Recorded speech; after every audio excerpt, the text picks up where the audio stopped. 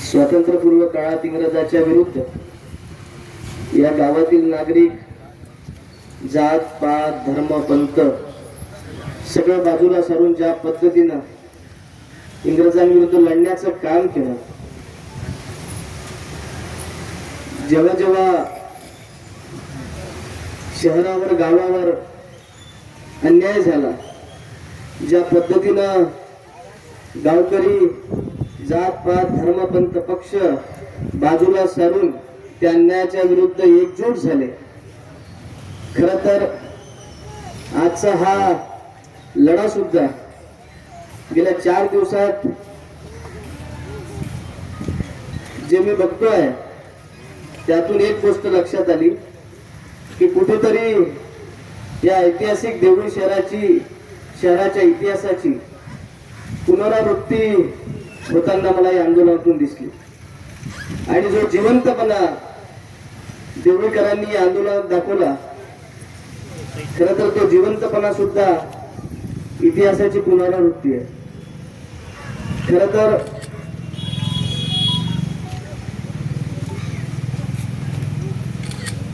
आपल्या गावामध्ये माजी खासदार रामदासजी तडस साहेब, आमदार राजूभाऊ बकाने आणि सगळी जिल्ह्यातील मोठी जाणती प्रतिष्ठित माणसं गावात असताना एखाद्या मामूली विषयासाठी तुम्हा आम्हाला आंदोलन किंवा उपोषण करायची वेळ यायला नको होती. परंतु असो, ज्या काही अडचणी निर्माण झाल्या होत्या, ज्या काही चुका झाल्या असेल, टेक्निकल चुका झाल्या असेल, अधिकाऱ्यांकडून चुका झाल्या असेल, प्रशासनाकडून चुका झाल्या असेल, आपला समाज गैरसमजुतीन काही झालं असेल, ते सगळं बाजूला ठेवूया. परंतु आज 4 दिवसानंतर प्रशासनाला जाग आली. त्याकरता आपल्या सगळ्या लोकप्रतिनिधींनी, आजी माजी लोकप्रतिनिधींनी ज्या पद्धतीनं गावाची नस ओळखून ज्या पद्धतीनं प्रयत्न केले आणि आज भल्या सकाळीच ज्या मागणीसाठी आपण गेल्या 4 दिवसांपासून इथे बसलो होतो, त्या मागणीला घेऊन आज सकाळी नाली तोडण्याचं काम झालं. सर्वप्रथम मी आपल्या देवळीकरांच्या वतीने सर्वांचे आभार आणि धन्यवाद मानतो.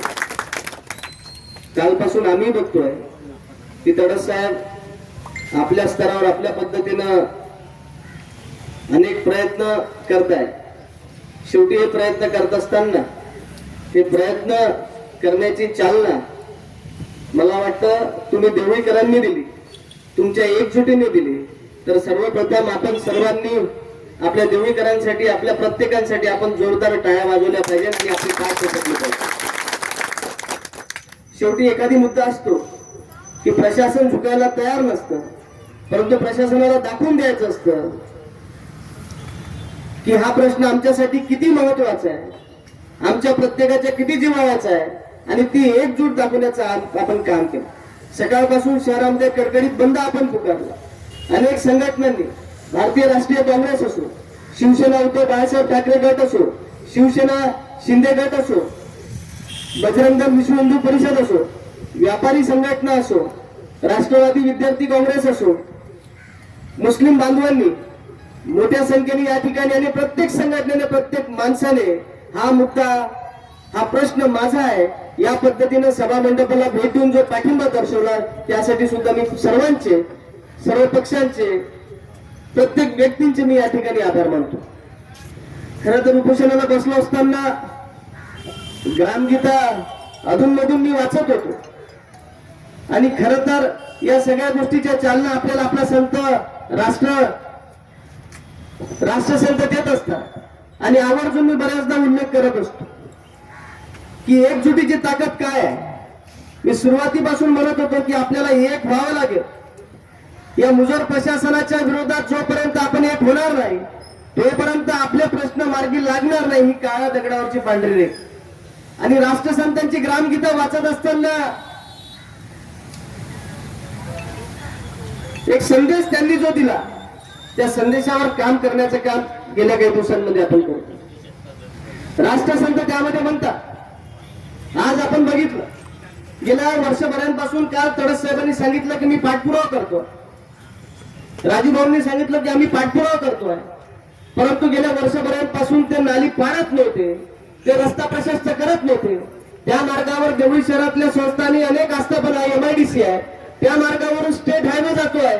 इतकी वर्दळ ज्या मार्गावरून राहणार आहे आणि जो मार्ग भविष्यात धोक्याचा ठरणार आहे तो मार्ग प्रशस्त व्हायला वर्षभर लागला.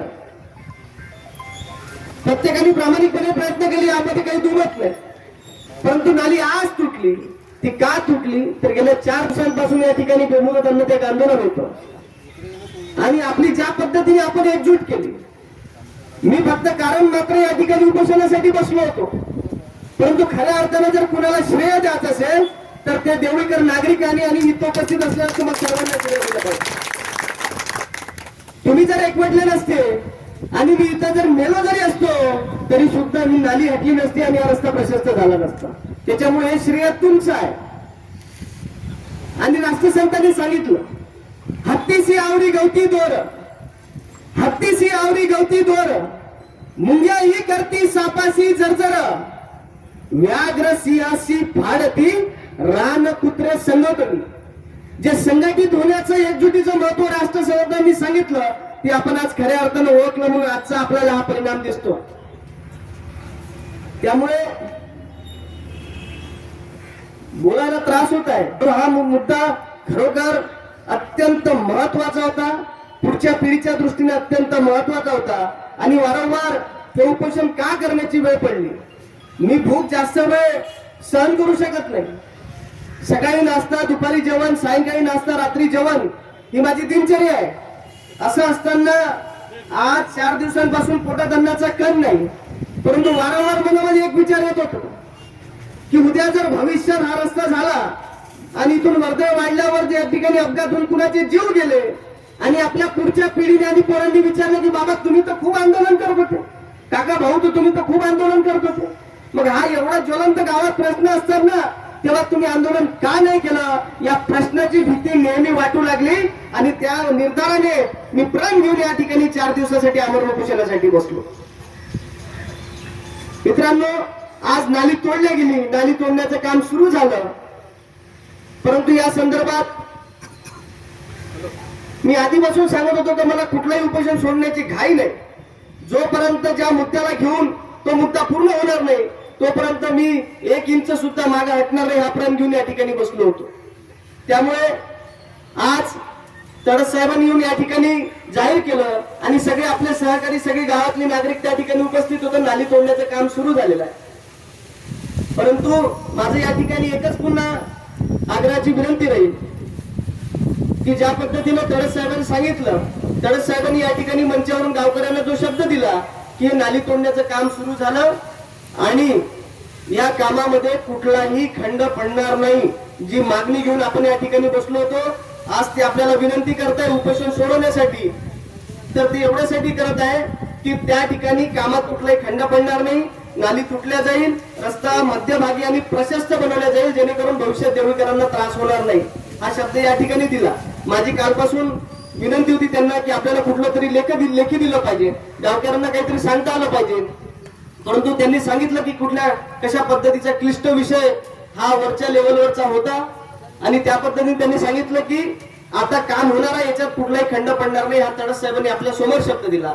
त्यामुळे मी तुम्हा सर्वांना विचारतो की आज तडस साहेबांनी आणि सर्वांनी जो शब्द या ठिकाणी देत आहे की काम प्रशस्त होईल, नाली तुटणं सुरू झाली आहे, पूर्णपणे तुटेल, तर या शब्दावर मी उपोषण सोडलं पाहिजे किंवा नाही सोडलं पाहिजे हे आपण देवळीकर नागरिकांनी मला सांगितलं पाहिजे.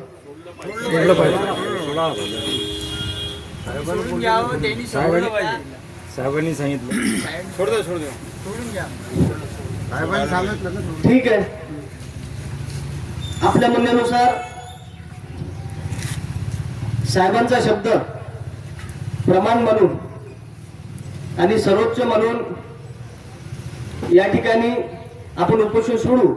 परंतु तत्पूर्वी माझी अशी इच्छा आहे, तडस साहेब, राजूभाऊ आणि गावातील सगळे प्रतिष्ठित नागरिक या ठिकाणी उपस्थित आहेत, परंतु ज्या जनसामान्यांसाठी हा आपण लढा उभा केला होता, माझी अशी इच्छा आहे की 5 गावातले आपले सर्वसाधारण नागरिक, सर्वसामान्य नागरिक यांनी या ठिकाणी उपोषण सोडवण्यासाठी पुढे यावं एवढी विनंती मी या ठिकाणी करतो. सोबत तडस साहेब आणि सगळे गावातील गणमान्य मित्र राहतील, सोबतच गावातील काही आपले सर्वसामान्य माणसं उपोषण सोडावं एवढी या ठिकाणी विनंती करतो आणि थांबतो. आणि सर्वांचे पुनश्च एकदा खूप खूप धन्यवाद आणि आभार मानतो. येणाऱ्या काळात सुद्धा आपल्या हक्कासाठी अशीच एकजूट आपण कायम दाखवावी, अशीच एकजूट आपण ठेवावी. जात धर्म पक्ष पंथ सोडून शहराच्या विकासासाठी, शहराच्या भल्यासाठी, गावाच्या भल्यासाठी कायम एकजूट असली पाहिजे. आणि पुनश्च एकदा या ठिकाणी मी सन्माननीय माजी खासदार रामदासजी तडस साहेब यांचे मनापासून आभार मानतो की त्यांनी ज्या पद्धतीने प्रयत्न या गावासाठी केले, या उपोषण सोडवण्यासाठी केले, त्यांचे सुद्धा मी या ठिकाणी आभार आणि धन्यवाद मानतो. सन्माननीय आमदार श्री राजूभाऊ बकाने यांचे सुद्धा या मंचावरून मी त्यांचे आभार मानतो. त्यांनी सुद्धा पहिल्या दिवशी भेट देऊन उपोषणाबद्दल काळजी व्यक्त केली आणि त्यांनी सुद्धा जे प्रयत्न केले त्यासाठी त्यांचे आभार मानतो. पुनश्च एकदा भारतीय राष्ट्रीय काँग्रेस असेल, बजरंग दल असेल, विश्व हिंदू परिषद असेल, व्यापारी आघाडी असेल, शिवसेना उभाटा असेल, शिवसेना शिंदे गट असेल, मुस्लिम बांधव असतील, सर्व सर्व सर्व कदाचित माझ्या हातून कुणाचं नाव किंवा सुटलं असेल तर दिलगिरी व्यक्त करतो, पण पुनश्च एकदा सर्वांचे आभार मानतो आणि थांबतो.